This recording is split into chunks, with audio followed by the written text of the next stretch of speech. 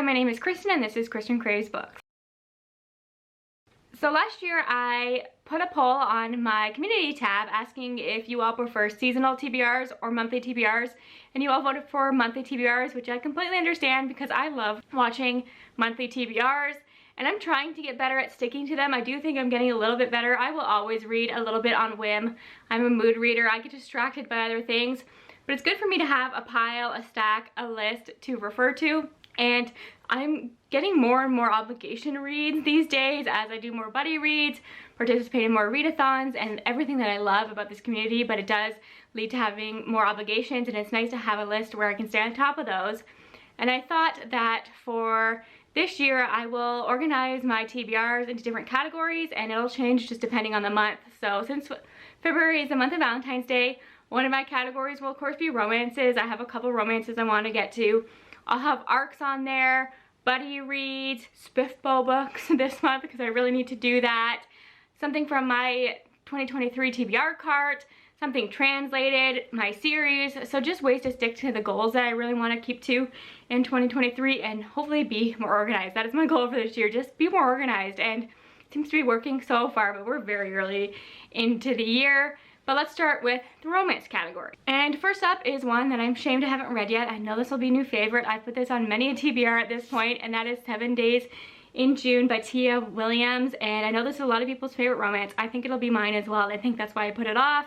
I've heard that the chronic migraine representation in this is really well done, and I do get migraines, so I think I will relate to that. This is a second chance romance, which I can really like, and I've heard it is really well done, and I think it just takes place over the course of 7 days. 7 days to fall in love, 15 years to forget, and 7 days to get it back again. So I think that's gonna be fantastic. I've heard great things about Tia Williams' writing in general. And then if you know anything about me, you know I like a foodie romance. This is a punny title, which just gets me. It's For Better or For Worse by Erin LaRosa.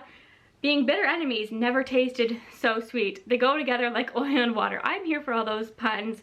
And I think that they're co-hosts on a food cooking show, and it's enemies to lovers. I love an enemies to lovers foodie romance. So, and Helen Huang blurbed this one, so you can't go wrong with that. So these are the two physical romances I wanted to get to.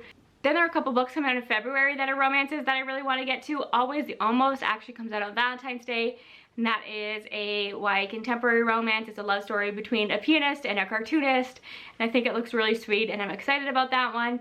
Also, The Neighbor Favor comes out later in the month. That's by Kristin Forrest, and that's like a bookish romance between a shy bookworm who has some correspondence with one of her favorite authors, and then he becomes her next door neighbor and they fall in love. So those are the four that I would love to get to. I can get through romances pretty quickly, so if I could get a few more in, that would be nice, but my TBR is quite overwhelming, so I don't have high hopes for that.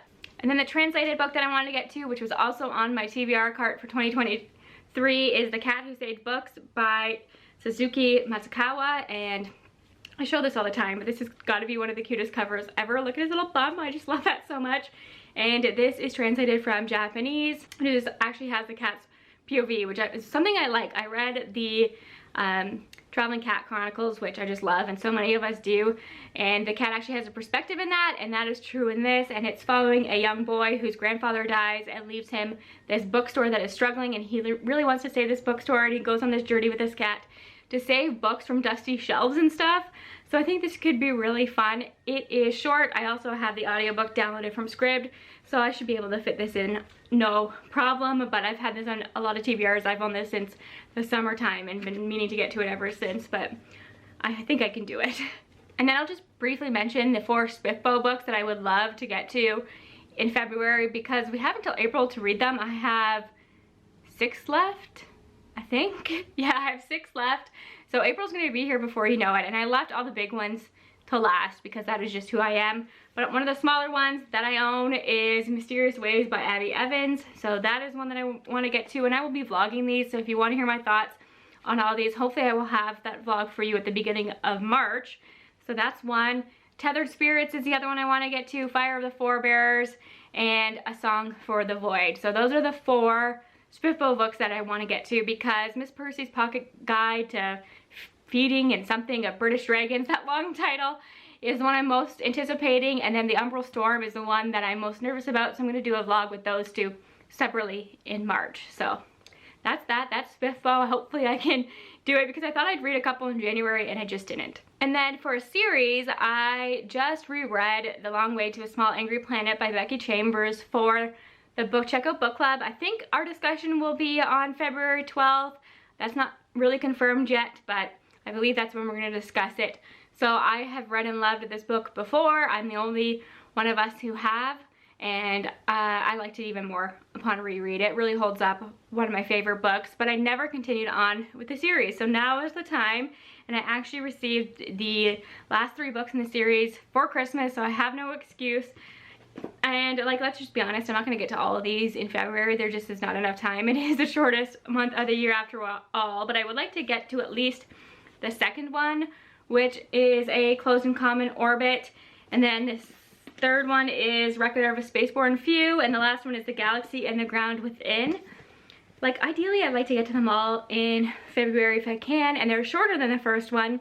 I honestly know nothing about the rest of the series. The first book is like a space opera. It's following all of these different characters on a spaceship, and they create wormholes throughout space, like ways to travel, and they are sent on a mission. But it's really a character-driven story about all of their different species and how they interact and their relationships and their different cultures and things, and it's just really, it's classic Becky Chambers, and I love it. So I'm excited to see what else happens in the rest of the series. I don't think we see the same characters. Honestly, I don't know much. Everybody talks about the first book, but the rest of the series I don't hear about as much. And then the next category is buddy read, and Kate from Kate Coy and I, along with another friend, have decided that we are going to buddy read all of the adult Fairy Loot books this year. So we read the December book in January, and we'll be reading the January book in February. And the January book was The Last Tale of Flower Bride by Roshani Chachki,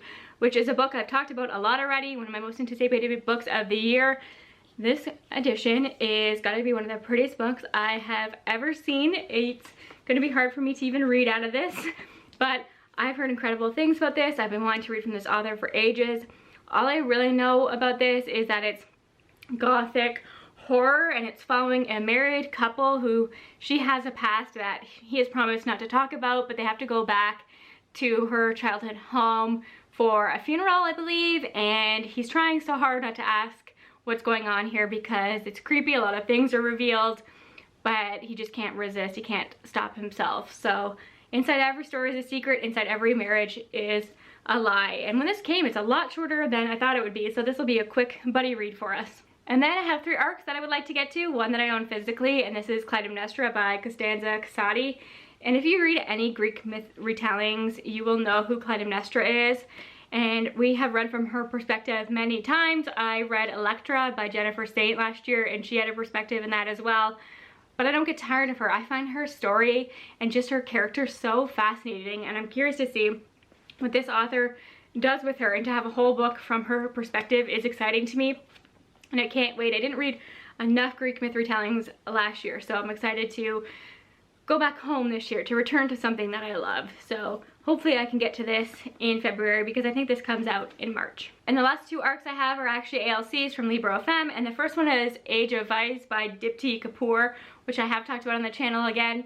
This is set in Dubai, and it's crime fiction but also family drama, and it opens with a car accident where this person gets into a car accident and kills a bunch of people, I believe, and you think that it's one of these family members, but out comes one of the servants, and you really want to know what's going on here. It's about wealth, greed. We're following 3 different perspectives. I think the heir to this family, one of the servants, and a journalist. So I've been hearing great things. People who have read an early copy in 2022 have actually put this on their best books of 2022 because they just had to rave about it, so that always gets me excited. It's definitely a longer book. I think it's over 500 pages, but I have it on audio, so hopefully I can get through it pretty quickly. And then the next one comes out in March, and it's witchy, so you know I want to try it. And this is Wayward by Amelia Hart, and I love the US cover of this one. And it's historical fiction, which again is something that I really appreciate, but don't read as much as I should for how much I love the genre. And then you add witches, and it's perfection for me. And then you're telling me that it's told over the course of centuries following different generations of witches. That's everything I love. So I have high hopes for this. If I don't love this, I'm going to be so disappointed, but it sounds fantastic. but I've heard there's a lot of triggers because it's focusing on the women in these generations and the impact that male violence has had on all of them. So please know that going in. Hopefully I will get to that soon and tell you my thoughts on it and let you know what to be prepared for, but it sounds fantastic. So I know that this seems like a pretty large TBR. Let me grab all the ones that I own and show you how big the stack is. So here it is, plus the 2 audiobooks and then 3 Spfbo books that are kind of chunky. So it's gonna be a lot. I'm really gonna have to be in the reading mood in February, but I hope that I can do it. And let me know your thoughts on any of these if you have read them. I would love to know if you continued on with the Wayfarer series, what you thought of the rest of the books, because I just don't hear people talk about them. And let me know what you're excited to read in February. If you're going to be reading any romance, I'd love to hear about that as well. And thank you again for your support. I'll talk to you again soon. Bye for now.